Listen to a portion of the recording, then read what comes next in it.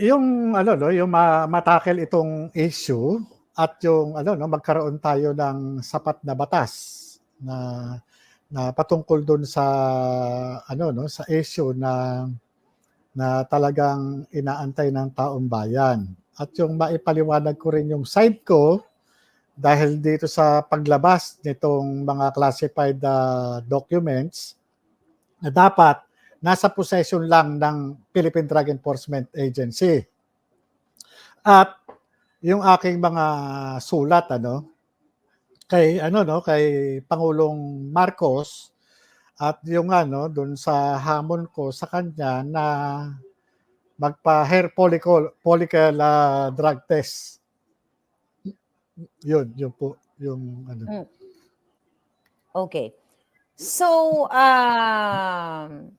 ang tanong ko, sir, nakakalungkot dahil ikaw mismo nakita mo yung litrato ng presidente ngayon. Dati hindi pa siya presidente. Based doon sa confidential informant nga na ipinakita sa inyo mga litrato na talagang may singhutang nagaganap. Ano ang gusto mo mangyari sa presidente? Kasi nga, ayaw po itong pinabulaanan nila ito eh. Nagsimula po ito kay Pangulong Duterte. Actually, si Pangulong Duterte ang nagsimula prior the election, hindi ba niya pinangalanan si Marcos Jr. na may isang candidate, isang presidentiable na nagsisinghot. Okay? Then dumating po ang Maisog Rally sa Davao, sa Cebu, at talagang tahasang sinabi ni Pangulong Duterte na yes, ang Presidente Marcos Jr. ay nakita niya sa listahan ng PIDEA na siya ay nagpulburon. Yun nga ang term ni Pangulong Duterte. So, sa harap ng libo-libong viewers natin, tama ba ang sinabi ni Pangulong Duterte na si Marcos Jr. ay talagang nasangkot sa pulburon? Alam nyo ang ano 'no, yung sinasabi ni Pangulong Duterte ang di umano'y pinagbasihan niya ay yung PIDEA report.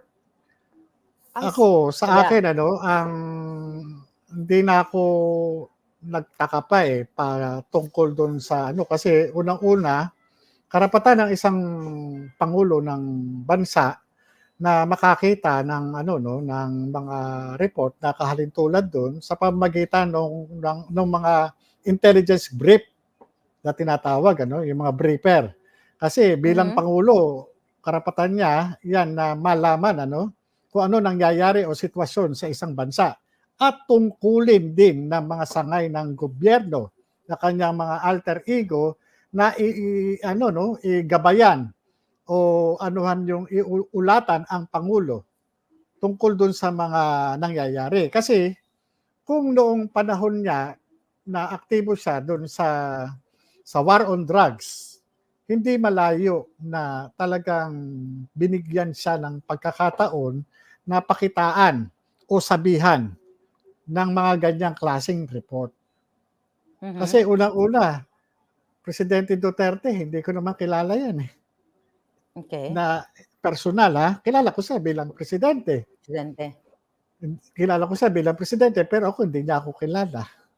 Ganun lang. Yeah. Yun lang po yung ano. Kaya yung sinasabi niya, ang base lang siguro o maaring base doon sa mga intelligence brief na kinandak ng mga opisyalis niya sa pamahalaan niya. Sir, ang tanong ko, posible kaya na yung mga litratong nakita mo based na sa pinresent ng informante na nandoon si Maricel Soriano at Bongbong Marcos na sumisinghot ng white powdery substance, naka-intact pa kaya yung mga litrato na yon? O since sila, si Lazo ngayon, dahil nga nakikita naman na talagang pinagtatanggol niya o pinagtatakpan niya si Marcos Jr., posible kayang nandoon pa yon o pwede ba nilang punitin yun, sir? Alam niyo kung yun din ang nagiging palaisipan sa akin. Kung nabasa ni Pangulong Duterte yung PIDEA report, hindi malayo na nakita rin ng Pangulong Duterte yung mga litrato at hindi rin malayo na nabasa niya yung deposition ng witness.